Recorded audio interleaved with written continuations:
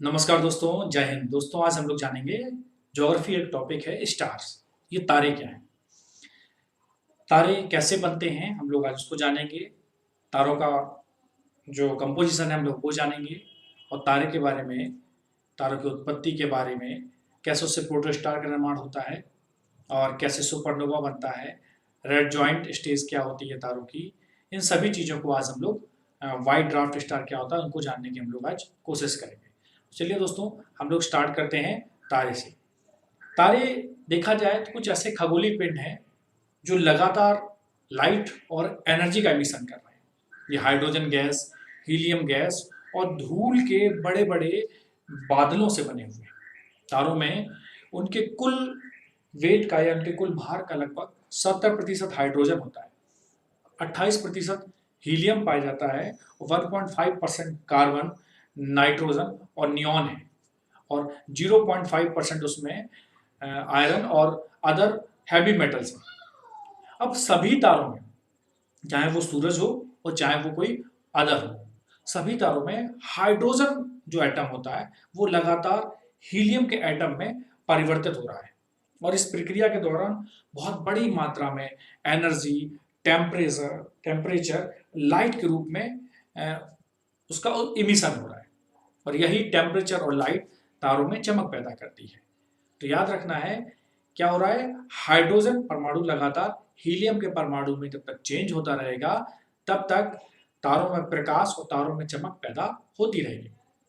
अब तारों को उनके फिजिकल कैरेक्टर के बेसिस पर, जैसे उनका साइज क्या है, उनका कलर क्या है, उनकी चमक कैसी है, और उनके टेम्परेचर के अनुसार आप क्लासिफाई कर सकते हो।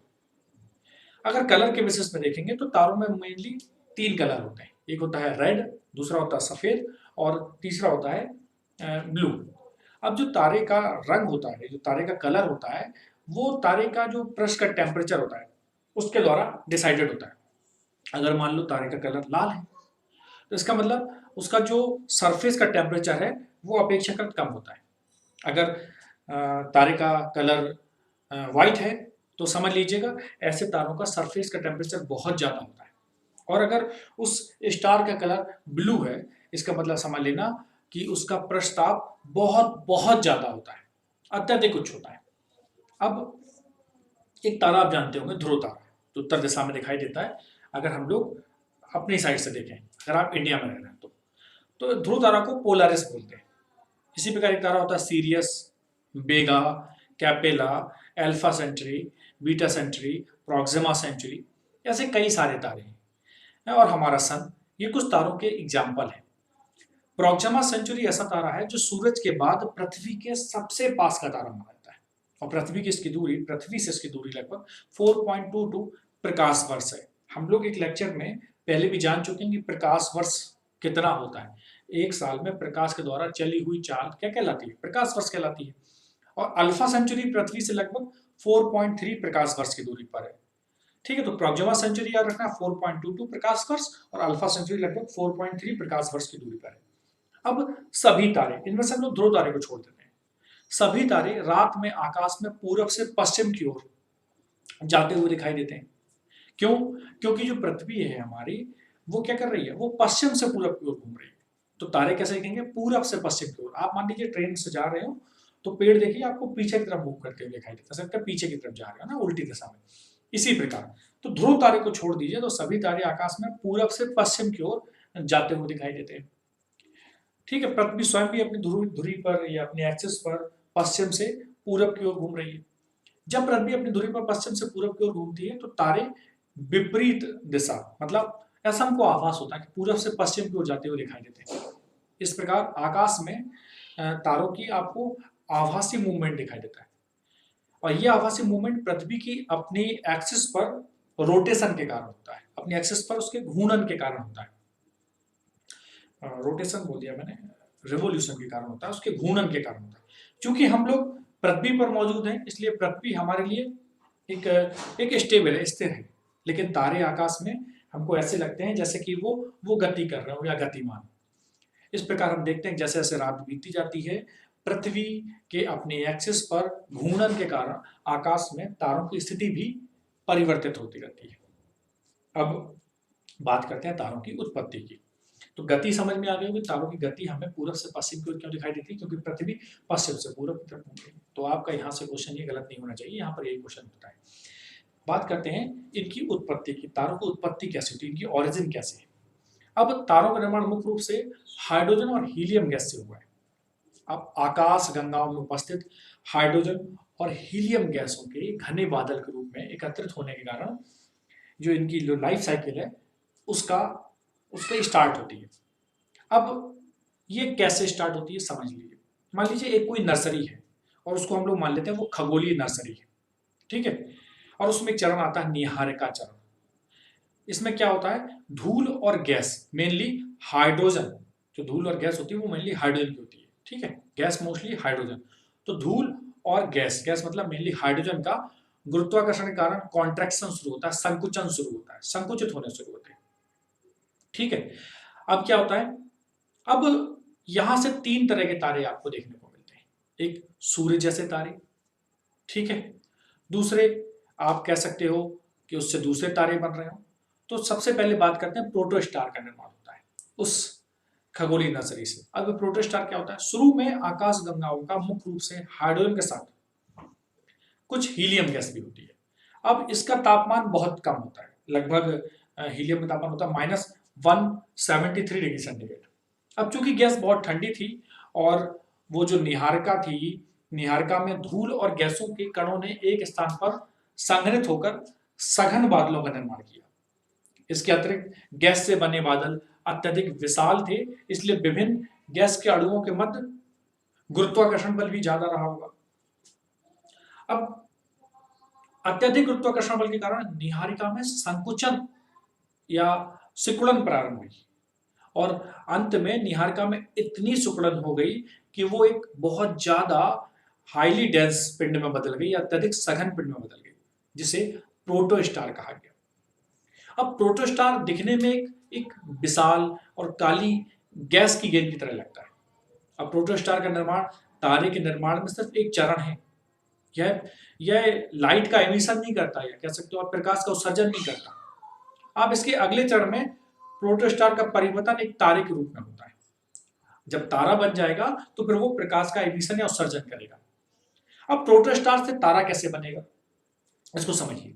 प्रोटोस्टार एक अत्यंत सघन गैसीय पिंड है जिसमें अधिक गुरुत्वाकर्षण बल के कारण आगे कॉन्ट्रैक्शन या संकुचन जारी रहता है। आगे ज्यों ही प्रोटोस्टार में संकुचन शुरू होता है तो निहारिका में जो हाइड्रोजन होती है, हाइड्रोजन परमाणु, वो एक दूसरे से टकराने लगते हैं। और टकराट से क्या होता है, इन टकराव से प्रोटोस्टार के तापमान में बहुत ज्यादा वृद्धि होने लगती है, उनका टेम्परेचर बहुत ज्यादा बढ़ जाता है। अब प्रोटोस्टार के सिकुड़ने की प्रक्रिया ये लाखों वर्ष तक जारी रहती है और इस दौरान जो प्रोटोस्टार होता है उसका जो इंटरनल टेम्परेचर होता है वो -173 डिग्री सेंटीग्रेड से बढ़कर 107 डिग्री सेंटीग्रेड तक पहुंच जाता है। इस अत्यधिक तापमान पर हाइड्रोजन का नाभिकीय संलयन अभिक्रिया शुरू होती है। अब जब नाभिकीय संलयन अभिक्रिया शुरू होगी तो क्या होगा, 4 छोटे हाइड्रोजन के नाभिक इसमें संलयित होकर या एक होकर एक बड़ा हीलियम नाभिक बनाते हैं और ताप और प्रकाश के रूप में बहुत ज्यादा ऊर्जा का उत्सर्जन करते हैं। अब हाइड्रोजन के संलयन से हीलियम बनने के दौरान उत्पन्न ऊर्जा प्रोटोस्टार को चमक प्रदान करती है और वह तारा बन जाता है। यह तारे बहुत लंबे समय तक निरंतर चमकता रहता है। अब जब तारा बन गया तो कुछ ना कुछ समय बाद इसका अपना अंतिम चरण भी आएगा। ये बहुत लंबा समय होता है। जब तारा अपने जीवन के अंतिम चरण के पहले भाग में पहुंचता है उसे हम लोग कहते हैं रेड ज्वाइंट स्टेज। और रेड ज्वाइंट स्टेज में क्या होता है, यहाँ पर यह एक रेड ज्वाइंट तारे के रूप में बन जाता है। इसके बाद अपने द्रव्यमान के आधार पर यह एक व्हाइट ड्वार्फ स्टार बनकर समाप्त हो जाता है या सुपरनोवा तारे के रूप में इसका विस्फोट हो सकता है, जो लास्टली न्यूट्रॉन तारा या ब्लैक होल बनकर समाप्त हो जाता है। तो आपको यहाँ पर याद रखना है, रेड ज्वाइंट में जब स्टेज में जाता है तो रेड ज्वाइंट स्टेज क्या होता है, इसके बाद अपने द्रव्यमान के आधार पर, उसका द्रव्यमान ज्यादा है उसके आधार पर क्या करेगा, एक व्हाइट ड्वार्फ स्टार बनेगा और या कह सकते हो ये सुपरनोवा के रूप में क्या हो जाएगा, इसमें एक बड़ा विस्फोट हो जाएगा जो लास्टली न्यूट्रॉन तारा या ब्लैक होल बनकर लास्ट में समाप्त हो जाएगा। अब समझते हैं रेड जॉइंट स्टेज में आखिर होता क्या है। शुरू में तारों में मुख्यतः हाइड्रोजन होती है। समय बीतने के साथ जो हाइड्रोजन केंद्र से बाहर की ओर हीलियम में चेंज होती रहती है।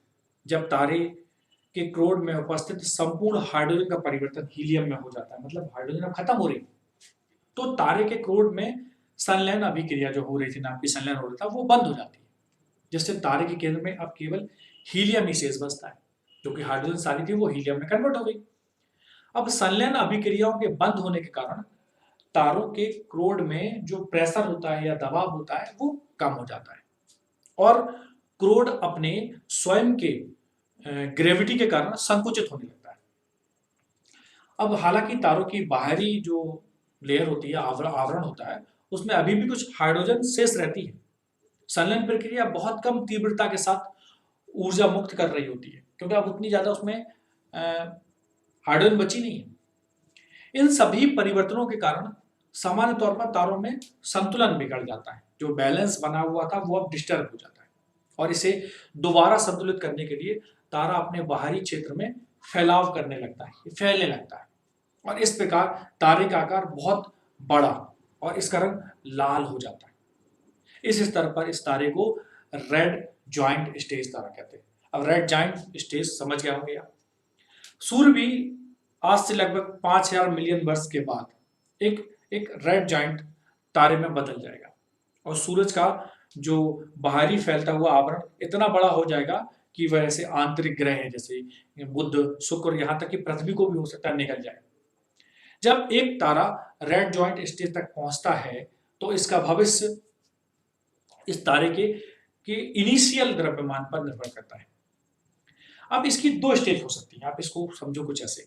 यदि तारे का प्रारंभिक द्रव्यमान जो शुरुआत में था वो सूर्य के बराबर है तो रेड जॉइंट तारे के बाहरी आवरण का विस्तार नहीं होता है और इसका केंद्र सिकुड़ने से एक वाइट ड्वार्फ स्टार या श्वेत वामन तारा बनता है, जो लास्ट में अंतरिक्ष में पदार्थ के सघन पिंड के रूप में नष्ट हो जाता है या हो सकता है।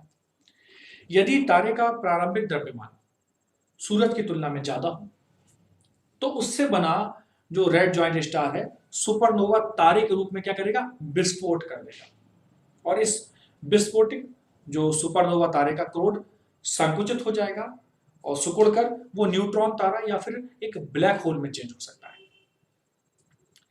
चलिए समझते हैं कि व्हाइट ड्वार्फ स्टार कैसे बनता है। जब रेड जॉइंट स्टेज में पहुंचता है तो उसका भविष्य उसके द्रव्यमान पर निर्भर करता है और जब रेड जॉइंट तारे का द्रव्यमान सूर्य के द्रव्यमान के तुल्य होगा तो वह मतलब उसके बराबर होगा तो क्या करेगा, तो वह अपना जो बाहरी आवरण है जो उसका प्रसार कर रहा था वो खो देगा। अब केवल उसका क्रोड बचा रहेगा और जो कोड है यह हीलियम क्रोड है या हीलियम क्रोड गुरुत्वाकर्षण के कारण धीरे धीरे संकुचित होने लगेगा, छोटा होने लगेगा और बहुत छोटा संकुचित होकर एक डेंस पिंड बन जाएगा, एक सघन पिंड में चेंज हो जाएगा। अब हीलियम क्रोड के अत्यधिक संकुचन के कारण जो क्रोड का टेम्परेचर बहुत ज्यादा बढ़ जाएगा, क्योंकि पहले एरिया ज्यादा था अब एरिया कम हो गया तो बढ़ जाएगा और नाभिकीय संलयन अभिक्रियाओं का एक दूसरा दौर प्रारंभ हो जाएगा जिसमें हीलियम भारी तत्व जैसे कार्बन में परिवर्तित होने लगेगा।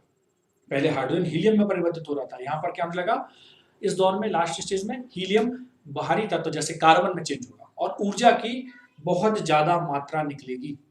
इस प्रकार के क्रोड का संपूर्ण हीलियम थोड़ी ही समय में जब कार्बन में चेंज हो जाएगा तब पुनः संलयन अभिक्रियाएं पूरी तरीके से रुक जाएंगी और अब ज्यों ही तारे के भीतर उत्पन्न हो रही ऊर्जा बंद हो जाएगी, जब संलयन नहीं होगा तो एनर्जी नहीं होगी, एनर्जी का प्रोडक्शन नहीं होगा तो क्या होगा, तो क्रोड अपने भार के कारण सिकुड़ने लगेगा और ये व्हाइट ड्वार्फ स्टार या श्वेत वामन तारा हो जाएगा। तो इसमें क्या होता है, सिकुड़ता है।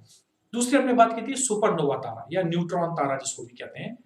जब जो रेड जॉइंट स्टार था अपने बढ़े हुए आकार के केंद्र में, शुरू में इसमें हीलियम ज्यादा रहता है और हीलियम से बना यह विशाल केंद्र गुरुत्वाकर्षण के प्रभाव में संकुचित होने लगता है तो ताप उत्सर्जित करता है। जब वो बड़े से छोटा होगा तो ताप उत्सर्जित करेगा और ये बहुत हाईली टेम्परेचर होगा इस समय, ठीक है।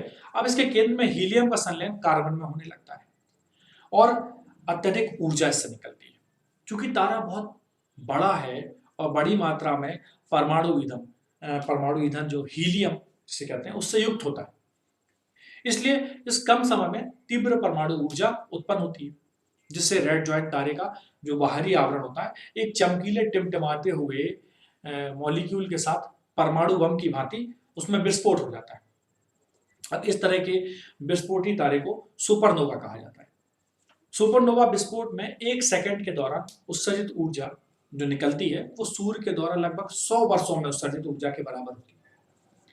यह प्रचंड ऊर्जा कई दिनों तक आकाश को प्रकाशित रखती है। जब सुपरनोवा विस्फोट की घटना होती है तब रेड जॉइंट तारे के जो बाहरी आवरण होता है उससे कुछ लिक्विड टाइप की वस्तुएं वो आकाश में फैल जाती है और ये नए तारे के निर्माण के लिए एक एक आद पदार्थ होता है, कह सकते हो। सुपरनोवा तारे के विस्फोट के बाद उसका अति जो तप्त होता है वो केंद्र सुरक्षित बन जाता है, जिसमें लगातार संकुचन रहता है और यह न्यूट्रॉन तारा या फिर ब्लैक होल में ये परिवर्तित हो जाता है, जो कि इसका सबसे इंपॉर्टेंट चरण होता है।